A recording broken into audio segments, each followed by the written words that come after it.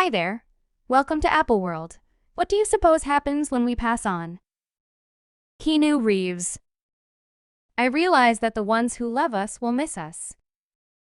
Keanu Reeves is one of the interesting famous people who would not offer his spirit to Hollywood.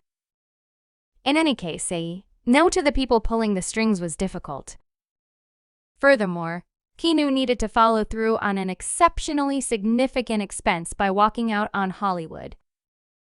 The entertainer opens up in the new issue of GQ conceding he wound up in a film prison in the wake of turning down Speed 2. Not at all like the vast majority of his companions, Keanu was not spurred by cash or prevalence, and he's really known to be quite possibly the most liberal individual in the diversion business. Every individual who's worked with Keanu has asserted that he's the most delightful man on earth. What's more, you'd struggle with attempting to find somebody who has whatever negative to say regarding him. There's no BS about him. There's nothing phony. Furthermore, you feel that when I initially began being around him, I felt unimaginably bored, and every one of the terrible considerations that I was making felt like a horrendous person since. He's pretty. It's the same for everyone. When it's all said and done, he doesn't like to assume any awful considerations. So I felt pretty bad for, notwithstanding, in spite of being such a motivation and good example, Keanu has had his fair share of difficulties in life, from losing those nearest to him to being boycotted by significant Hollywood studios. In any case, Keanu didn't break under tension, and in spite of seeing the most obscure parts of Hollywood, he stayed consistent with himself and wouldn't sell his spirit. So what precisely did Keanu say about Hollywood attempting to annihilate him? And what inspired him to limit any association with the Hollywood bureau? We should get into it. She's the framework fellow. Definitely. That is some beyond ridiculous notoriety. He hit that Johnny Depp, Tom Voyage level of acclaim and afterward turned into this super chill, smooth person that can very much go through swarms. That person goes to sit on the tram without help from anyone else. Keanu Reeves is one of the most captivating VIPs in light of the fact that, notwithstanding all the difficulties he endured in his life, he never permitted Hollywood to break him. Keanu was brought into the world in Beirut, Lebanon, on September 2, 1964, to an English mother, Patricia, and an American dad, Samuel, who was of Hawaiian, Chinese, Irish, English, and Portuguese descent. Samuel deserted the family when Keanu was only 2 years old, and Keanu's mother, Patricia, moved the family first to Sydney, then to New York City, prior to getting comfortable in Toronto. Keanu battled to make companions since he moved a great deal as a young person, and he likewise disapproved of perusing because of his dyslexia. At age 17, he exited secondary school, and after 3 years he moved to Los Angeles after getting a green card through his American stepfather. Keanu made his acting debut in 1984, and by the last part of the 80s, he had appeared in various films focused on adolescent crowds. In 1989, Keanu appeared in the parody show Life as a Parent, and that is where he met entertainer Stream Phoenix, who before long became perhaps his dearest companion. Keanu and Stream happened to co-star in the 1991 exemplary film My Own Confidential Idaho. Be that as it may, unfortunately, under 2 years after the fact, Stream kicked the bucket at 23 years old from an OD. In the early long periods of Halloween at the Snake Room, a Hollywood club somewhat possessed by Johnny Depp, things quieted down a smidgen. All right, please, accept my apologies. It's my sibling. If it's not too much trouble, come here. How old would he say he is? He's 23. Quiet down, all right? Quite possibly Hollywood's most splendid youthful star, 23-year-old Waterway Phoenix, fell outside a Los Angeles dance club early today. Waterway's demise profoundly impacted Keanu, and one source said that even today, Keanu's companions know not to raise the subject on the grounds that the subject is still so excruciating for him. Be that as it may, Tragically, waterways passing wasn't the main injury Keanu experienced subsequent to moving to Hollywood, and he wound up losing a few people near him, including his sweetheart, Jennifer, and their girl. In 1998, Jennifer was filling in as Chief David Lynch's associate when she met Keanu at a party thrown for his band, Dogstar. They began dating soon after. Notwithstanding, only months after the fact, they needed to manage an unbelievable injury. On Christmas Eve, 1999, Jennifer conceived an offspring 8 months into her pregnancy, a girl who was stillborn.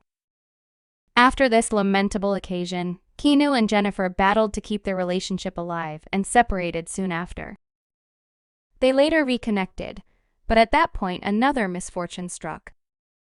On April 1, 2001, Keanu and Jennifer were seen having an early lunch together in San Francisco, and the exceptionally following day, Keanu needed to consider the LA area coroner's office to assist with distinguishing Jennifer's body. Around 6 a.m. on April 2, 2001, Jennifer was killed when she failed to keep a grip on her vehicle and collided with 3 left-hand vehicles on Cahuenga Road in Los Angeles. The police later shared that they found antidepressants and 2 moved-up dollar notes with a white fine substance inside Jennifer's vehicle. On the night prior to the mishap, Jennifer went to a party at Marilyn Manson's home, and not long before first light, one party visitor drove her home. Notwithstanding, Jennifer went out not long after and was apparently returning to the party when the mishap occurred. Jennifer's mom later sued Marilyn Manson for improper passing, guaranteeing he gave Jennifer different amounts of an unlawful controlled substance and taught her to drive in a debilitated condition, and returned to the party. As indicated by the claim, Manson realized that Jennifer was experiencing gloom because of losing her girl, which was a further motivation behind why he shouldn't have urged her to take unlawful substances and drive impaired. Manson, be that as it may, did all obligations, and the case was subsequently excused. Concerning Keanu, still not having recovered from losing his girl, he was past crushed over Jennifer's demise. Furthermore, one of his companions told the New York Post at that point that Keanu was sorrowful. He's angry. Keanu was a pallbearer at Jennifer's memorial service, and on April 7, Jennifer was covered close to her little girl at Westwood Cemetery in Los Angeles. Remember that this was occurring when Keanu was at the level of his vocation. After the progress of the network, he probably felt at the highest point of the world when he unexpectedly lost his little girl to his accomplice in the range of a year and a half. Yet, in spite of losing such countless individuals near him, first his dearest companion, Waterway Phoenix, then, at that point, his little girl and his sweetheart, Keanu, tracked down the solidarity to continue and zero in on things that truly matter throughout everyday life. In 2006, he told March magazine, "I think after misfortune, life requires a demonstration of recovering. You need to dismiss being overpowered. Life needs to go on." When asked how he adapted to such a lot of distress in his life, Keanu said that his despondency never disappeared. He just figured out how to live with it. Pain changes shape, but it continues forever. Keanu said individuals have a misguided judgment that you can manage it and say, "It's gone and I'm better." They're off base. When your loved ones are gone, you're separated from everyone else. The questioner then inquired as to whether misfortune had transformed him, and Keanu answered, "A lot of my enthusiasm for life has come through misfortune.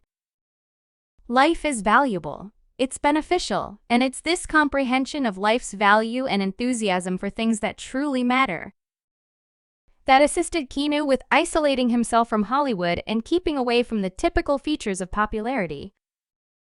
In any case, there have likewise been various connivances encompassing this multitude of misfortunes in Keanu's day-to-day existence, including the one that guaranteed Keanu's better half was forfeited in light of the fact that Keanu turned down a job in the 1997 Speed Spin off Speed 2 Journey Control, notwithstanding being offered millions by Fox Studio to repeat his job as Smack part Jack Traven. Keanu turned down the proposition on the grounds that, as he put it, he didn't answer the content. In any case, expressing no to Hollywood supervisors didn't turn out well, and Keanu later let GQ know that he was rebuffed for turning down Speed 2 by being placed in film prison for a very long time. "I didn't work with Fox again until 2008, the day the Earth stopped," Keanu said.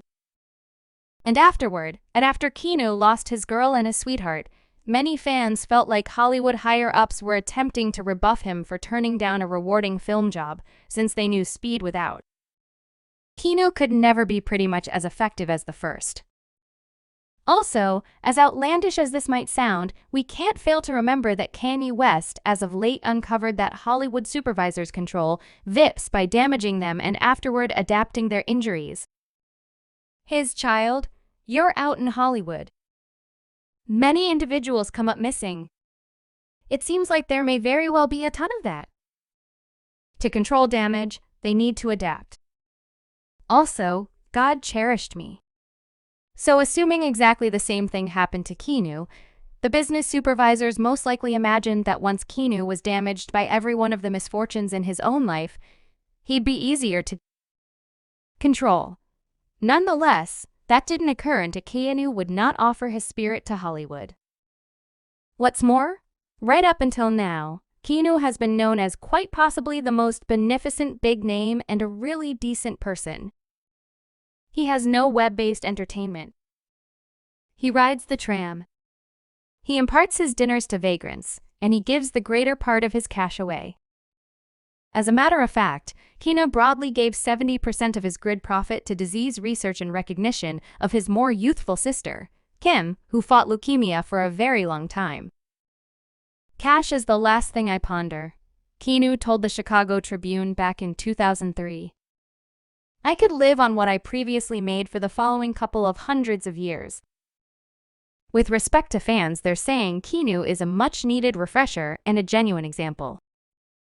Not at all like most celebs who sold their spirits for popularity and fortune, Keanu Reeves is a hero, and he is all in all correct to not offer his spirit to the Illuminati of Hollywood, one fan said. Furthermore, someone else composed a devoted, focused man, a rich and popular figure that has not tumbled to the features of his riches and status.